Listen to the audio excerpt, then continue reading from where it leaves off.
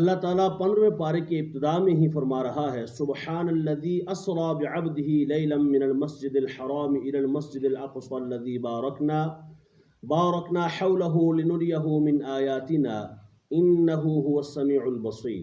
یہ آیہ کریمہ معراج کے موضوع پر آپ ہمیشہ سنتے رہتے ہوں گے،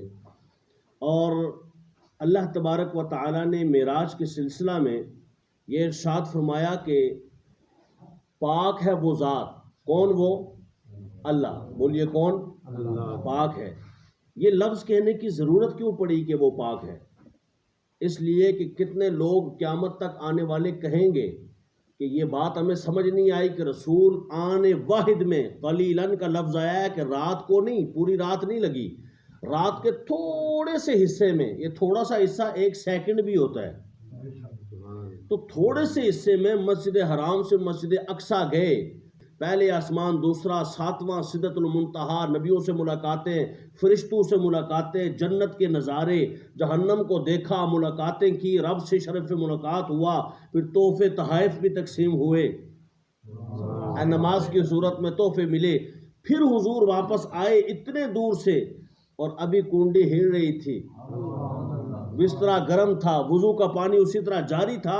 یہ آنے واحد میں ہو کیسے گیا؟ تو اللہ نے فرمایا پہلے ہی میں کہہ دیتا ہوں سبحان الذی، جس نے کیا ہے وہ تمہاری ان باتوں سے پاک ہے۔ جس رب نے مصطفیٰ کریم صلی اللہ علیہ وسلم کو ملکیت میں اتنی ساری کائنات دے دی، فرمایا محبوب ساری تو سارے تیرے نام لگا دیے، ذرا اپنے پلاٹ چکتے کر لو ذرا، ہائے ہائے، ہم نے آپ کو سیر کروائی، بارکنا حولہ لنریہ من آیاتنا۔ اور جو مسجد اقصی ہے نا، مسجد اقصی جس کا یہاں تذکرہ فرمایا، مسجد اقصی کے ارد گرد ہم نے بڑی برکتیں رکھی۔ آج دیکھیں وہاں کیا ہو رہا ہے، مسجد اقصی پہ قبضہ، آج تو جناب فلسطین پہ بمباری، آج تو غزہ کے مسلمانوں کو کچلا جا رہا ہے، اور کوئی بولتا ہی نہیں، یعنی بولتا ہے تو بالکل ایک چھوٹی سی آواز آتی ہے کہ ہم مذمت کرتے ہیں، جنہوں نے مرمت کرنی تھی وہ بھی مذمت کر بیٹھے۔ جہاد کس نے کرنا ہے؟ اور مسلمان جسد واحد کی طرح ہے۔ یہ کس نے فرمایا؟ میرے اور آپ کے آقا و مولا نے۔ یہ نہیں کہ وہ غزہ کا ہے، وہ فلسطین کا، چھوڑو جی وہ فلسطین ہے، ہم پاکستانی ہیں، نہیں، فلسطین ہو یا پاکستان ہو یا دنیا کا کوئی بھی ملک ہو، فرمایا مسلمان جہاں رہتا ہے اپنے مسلمان کے لیے جسد واحد کی طرح ہوتا ہے۔ بندے کے جسم میں درد ہو تو اسے تکلیف ہوتی ہے، فرمایا جس حصے میں دنیا میں مسلمان کو تکلیف ہو وہ اپنا درد سمجھتے ہوئے محسوس کرتا ہے، میدان عمل میں اترتا ہے۔ آج ضرورت ہے کہ ہر مسلم ملک اور ہر بندہ ان کے لیے آواز حق بلند کرے، جس کی جتنی اپروچ ہے، اور وہاں پر جا کر کے ان غزہ کے مسلمانوں کا ساتھ دیا جائے۔ اپنے ہی ان کے ملک کے کافر اٹھے ہوئے نہیں جی یہ نہ مارو بچوں کو، ان کی انسانیت جاگ گئی، اور ہمارے مسلمانوں کی اسلامیت نہیں جاگی۔ آگے اللہ تبارک و تعالیٰ نے فرمایا انسان بڑا جلد باز ہے، وَكَانَ الْإِنسَانُ عَجُولًا، تعجیل کار شیاطی ببد، شیطان کا کام ہوتا ہے جلدی کرنا۔ بعض اوقات ماں دعا کر رہی ہوتی ہے، کوئی ٹینشن پہنچائی بچے نے یا باپ نے ہاتھ اٹھا لیے، یا اللہ اس اپنے ہی بیٹے کو یا بیٹی کو، یا اللہ اس دے بیڑے گھر کر۔ نہیں، کبھی بھی یہ دعا اس طرح کی جلد بازی نہ کریں۔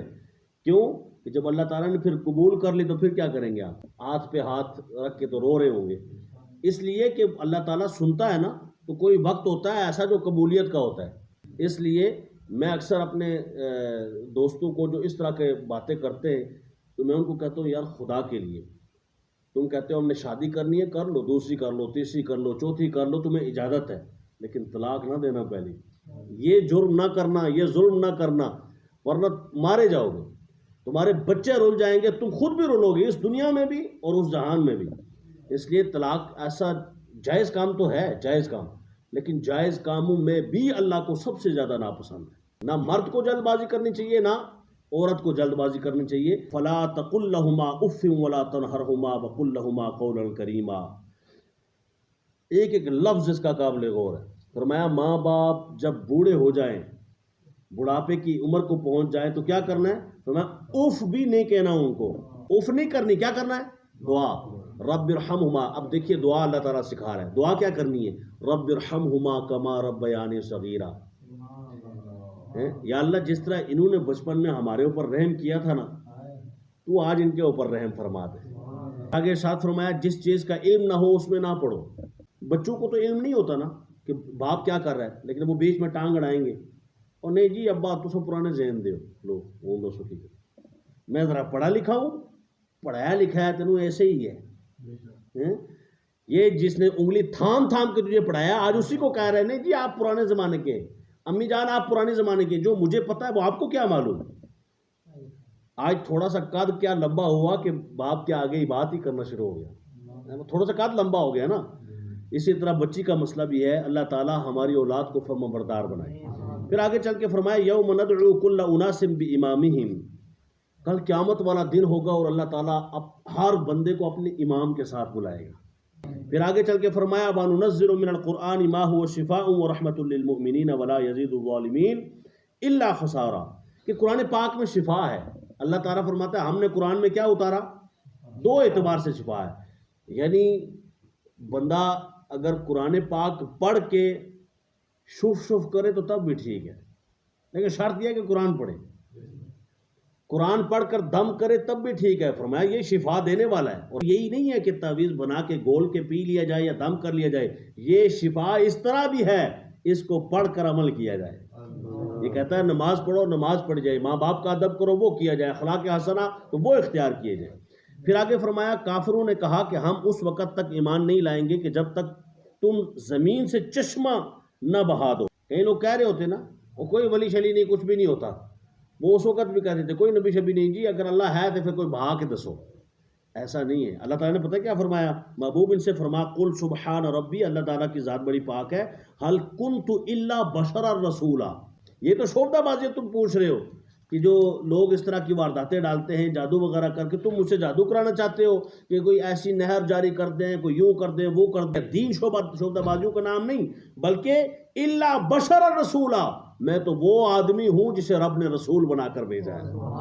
وَنُقَلِّبُهُمْ ذَاتَ الْيَمِينِ وَذَاتَ الشِّمَالِ وَقَلْبُهُم بَاسِطٌ ذِرَاعَيْهِ بِالْوَصِيدِ حضرت عیسیٰ کو اللہ نے آسمانوں پر اٹھا لیا آپ کو پتہ ہے نا وہ پہلے بھی واقعہ آپ نے سنا ہوگا حضرت عیسیٰ کو آسمانوں پر صلیب نہیں چڑھایا گیا یہ جو کہتے ہیں نا صلیب چڑھایا گیا اور یہ غلط ہے صلیب نہیں آپ کو قتل نہیں کیا گیا اللہ فرماتا ہے بر رفعہ اللہ الیہ اللہ تبارک و تعالی نے آسمانوں کی طرف حضرت عیسیٰ کو اٹھا لیا ان کی شبیہ اور ان کی شکل کا شبیہ لہم وہ بندہ آیا اور اس کو انہوں نے صلیب چڑھایا اور سمجھا حضرت عیسیٰ علیہ السلام چلے گئے اللہ فرماتا ہے حضرت عیسیٰ کو اللہ نے آسمانوں پر اٹھا لیا اب کیا ہوا اب ایک ظالم بادشاہ تھا جس کا نام تھا دقیانوس 7-8 بندے اس دقیانوس کے ظلم کی وجہ سے اپنا ایمان بچا کے وہاں سے نکلے تو جو واقعہ کچھ یوں ہے 7 سے 8 بندے وہاں سے چلے اور ایک غار میں جا کر پناہ لی اللہ تعالیٰ نے ان کو سلا دیا اس دقیانوس بادشاہ نے اپنے لشکر کو بھیجا جاؤ دیکھو کہاں بھاگ گئے ہیں وہ ڈھونڈتے ڈھونڈتے بلاخر غار میں پہنچ گئے دیکھا تو اندر سوئے ہوئے ہیں انہوں نے آ کے بتایا جی ادھر غار میں لیٹے ہوئے ہیں کہا اچھا یہ مستری کو بلاؤ ذرا ہاں جاؤ جا کے ان کے غار کے باہر دیوار چن دو دیوار لگا دو تاکہ وہ ادھر ہی ختم ہو جائیں اور باہر نہ نکل سکے تو جی وہ گیا اور اس نے جا کے تھا وہ مستری صاحب نیک آدمی تھے اس نے جب دیوار چنی نا تو ساتھ ایک تختی لی اس کے اوپر نام سب کے لکھ دیے نام لکھ کے تو وہ تختی بھی ساتھ لگا دی اور ایک اور تختی پہ نام لکھ کے کہ یہ دقیانوس کے ظلم کی وجہ سے بھاگ کے آئے ہیں اور یہاں آرام کر رہے ہیں اور یہ ان کے نام ہیں تاکہ بعد میں جب کبھی کوئی پڑھے تو ان کو پتہ چلے یہ کس کے مزار ہیں اور یہ کون بندے ہیں ایک تختی لی اس کو صندوق میں ڈال دی زمانہ گزرتا گیا 3 صدیاں بیت گئیں اور 3 صدیوں کے بعد ایک عادل اور اچھا بندہ بادشاہ بن گیا ایک چرواہا بکریاں چراتے چراتے جا رہا تھا تو اس نے دیکھا یہ غار ہے تو اس نے کہا یہ تو بہت پرانی غار ہے چلو میں اس طرح کرتا ہوں اس کی یہ جو دیوار ہے پرانی ہو گئی ہے 300 سال میں کیا رہتا ہے دیوار میں تو اس کو دیوار کو گرا دیتا ہوں اور گرانے کے بعد اس غار میں اپنی بکریاں وغیرہ اپنے جانور داخل کروں گا دھوپ ہوتی ہے تو چلو تھوڑا سا سستا لیں گے اور تھوڑا آرام کر لیں گے اس نیت سے اس نے دیوار گرا دی اور جو ہی گرائی تو دیکھا اندر بندے لیٹے ہوئے ہیں اور دیوار گرنے کی وجہ سے وہ اٹھ گئے اللہ اٹھے تو انہوں نے کہا ہاں کیا مسئلہ ہے وہ سارے اٹھ گئے کتا بھی اٹھ گیا نا وہ سارے ہی اٹھ گئے تو ایک نے کہا آج تو بہت ہی سو لیے ہم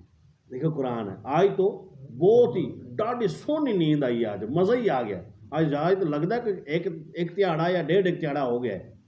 اور ایک کو کہا اچھا تم جاؤ نا باہر سے نان شان لے اور روٹی کھا لیجیے ذرا بھوک لگی ہے اٹھا اور وہ جناب کرنسی اس زمانے کی وہ لی، نان بھائی کے دکان کے پاس گیا، اس کو جا کے کہا جناب یہ نان دو، روٹی لی، لینے کے بعد اب وہ کرنسی جب دی تو ان کا ایک کیڑے زمانے نہیں لے کے آئے ہو، یہ کون سے زمانے کی ہے جناب، اب پڑھو جی انہوں لگتا ہے کوئی خزانہ پرانا ہاتھ لگا ہے انہوں دے، اور لوگ جمع ہو گئے بھئی اتنی پرانی کرنسی ان کے پاس آئی کہاں سے؟ تو وہ لوگوں نے پکڑ لیا، انہوں نے کہا بھائی کیا ہو گیا، ہم یہاں سامنے غار میں تھے، آؤ میرے ساتھ اور بھی ساتھی ہیں، وہ چلے اور ادھر جا کے دیکھا، اب وہ انہوں نے آتے ہوئے دیکھا کہ اتنے سارے بندے آ رہے ہیں، تو انہوں نے کہا اللہ خیر ہی کرے آج، پتہ نہیں کیا ہو گیا، وہ سامنے آئے تو انہوں نے کہا بھائی یہ اتنی پرانی کرنسی، کہا پرانی کیا، ابھی ہم سوئے تھے، دقیانوس بادشاہ ہے نا، وہ کل اس نے مطلب اس طرح کیا، پرسوں اس طرح کیا، تو کل اس کے ڈر سے ہم بھاگ کے یہاں آئے ہیں، تو جہاں لیٹے ہیں ابھی اٹھے ہیں، تو انہوں نے کہا بھائی ان کی تاریخ تو بڑی پرانی ہے، وہ بادشاہ کو بتاؤ، بادشاہ کو بتایا، بادشاہ آیا، اس نے صندوق کھولا، صندوق میں سے تختے لیے اور دیکھا، انہوں نے کہا تمہارا یہ نام ہے، کہا ہاں، تمہارا یہ نام ہے، کہا ہاں، تمہارا یہ نام ہے، کہا ہاں، اس پہ لکھا تھا کہ یہ وہ بندے ہیں جو دقیانوس بادشاہ کے خوف کی وجہ سے بھاگ کے یہاں پہ آئے ہوئے ہیں۔ اللہ اکبر، سب کے زبان سے لا الہ الا اللہ شروع ہو گیا، سب نے کلمہ پڑھے، اللہ کی حمد کی، کہا ان اللہ علی کل شیء قدیر، میرے مالک تو ہر چیز پر قدرت رکھنے والا ہے۔ اس کا مطلب ہے رب چاہے تو 300 سال بعد بھی پتہ چلے جیسے ایک دن ہوا ہے۔ کہتے ہیں غوث اعظم نے 11 سال کی بیڑی کیسے ترائی تھی؟ تو میں نے کہا یہ بتاؤ اصحاب کہف کیسے جاگ گئے تھے؟ جس رب نے انہیں 300 سال بعد جگایا ہے نا، اسی رب نے غوث اعظم کے اشارے پر جو ہے وہ 11 سال کی بیڑی بھی ترائی۔ ترانے والی ذات کس کی ہے؟ اللہ تبارک و تعالیٰ کی، وہ وسیلہ بنا دیتا ہے۔ اب وسیلہ چرواہا بنا تھا، نہ چرواہا آندھا تو نہ وہ اٹھ دے۔ اب جب ان کو پتا چلا نا کہ ہمیں اتنے 100 سال ہو گئے، ان کا دوبارہ ہمیں غار میں جانے دو، مہربانی کرو، روٹی روٹی کھا لیتے ہیں، بعد میں بات کرتے ہیں۔ وہاں غار میں چلے گئے تو اللہ تعالیٰ نے وہاں ان کو موت دے دی۔ جب موت دے دی تو وہاں پر ان کی آخری آرام گاہ بن گئی۔ ویسے کسی کتے کو جنت نہیں ملے گی، جانور بس اسی دنیا میں جو آئے آ کے چلے گئے، مر گئے، اینڈ ہو گیا، ختم بس۔ انسان اور جنات یہ دو مخلوقات ایسی ہیں جن کا اینڈ نہیں ہوتا، یہ قیامت والے دن حساب کتاب دیں گے، یا جنت جائیں گے یا جہنم جائیں گے، باقی سب ختم۔ مگر اس کتے کو اللہ تعالیٰ یا بشری شکل میں یا جیسے وہ چاہے جنت عطا فرمائے گا۔ کتے بھی جنت جان محمد سنگ چنگیاں دے رل کے۔ پھر آخر میں حضرت موسیٰ اور حضرت خضر علیہ السلام کا واقعہ دوبارہ آپ نے سنا۔ حضرت موسیٰ علیہ السلام اور خضر علیہ السلام کا ایک معاہدہ ہوا، اے موسیٰ آپ نے مجھے ٹوکنا نہیں ہے، میں کچھ بھی کروں، جی ٹھیک ہے، سفر میں آپ کے ساتھ چلوں گا، ٹوکوں گا نہیں۔ وہ کشتی میں بیٹھے تو کشتی میں تھوڑا سا آگے جا کے حضرت خضر علیہ السلام جو ہیں انہوں نے ایک پھٹا اکھاڑا تو حضرت موسیٰ بول پڑے کہ یہ آپ نے بڑا ظلم کیا، یہ کیا کر رہے ہیں آپ، یہ غریب آدمی ہے اور ان کی کشتی آ کر میں آپ کو کہا تھا نہیں بولنا، صبر کرنا۔ انہوں نے کہا اچھا چلو ٹھیک ہے آپ صبر کروں گا۔ پھر آگے گئے، پار ہو گئے، بستی سے گزر رہے تھے، وہاں کچھ بچے کھیل رہے تھے، ایک کو مار دیا۔ جب مارا تو انہوں نے کہا بچے کو آپ نے مار دیا، دیکھیں یہ تو ٹھیک نہیں ہے۔ ان کا میں نے کہا تھا آپ بول پڑیں گے، کہا اچھا آپ نہیں بولتا۔ پھر آگے گئے ایک بستی میں تو ایک بھوک پیاس لگی ہوئی تھی، تو بستی والوں سے کہا جی ہمیں کچھ دیں کھانے کے لیے، تو انہوں نے کہا کچھ بھی نہیں دیتے، چلے جائیں یہاں سے۔ تو وہاں پر ایک دیوار گر رہی تھی، تو آپ نے حضرت خضر نے اس دیوار کو بڑی زبردست طریقے سے کھڑا کر دیا۔ تو ادھر سے حضرت موسیٰ بول پڑے کہ یہ ان لوگوں کا برتاؤ ہے کہ کھانا بھی نہیں دیا اور آپ ہیں کہ دیوار کھڑی کر رہے ہیں۔ انہوں نے کہا پھر آپ بول پڑیں ھذا فراق بینی و بینک، اب میرا رستہ الگ ہوگا، آپ کا رستہ الگ ہے۔ کہا اچھا چلو الگ ہے، تو یہ تین جو باتیں ہوئی ہیں یہ بتائیں تصویر کیوں ہوا ہے؟ یہ اس لیے میں نے پھٹا اکھاڑا ہے کہ وہ غریب بندوں کا تھا اور سامنے ظالم لوگ تھے، وہ جو بھی اچھی کشتی دیکھتے اسے قبضہ کر لیتے، اسے لے لیتے،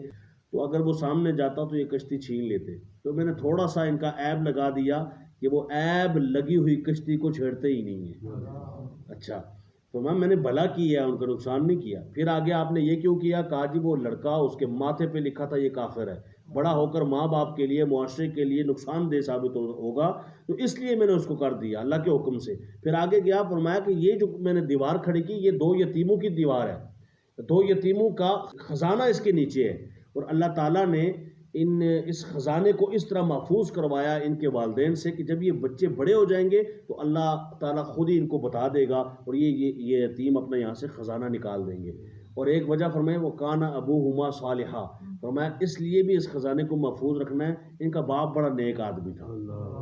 پتہ چلا باپ نیک ہو تو اولاد پر اللہ تعالیٰ آسانی عطا فرماتا ہے۔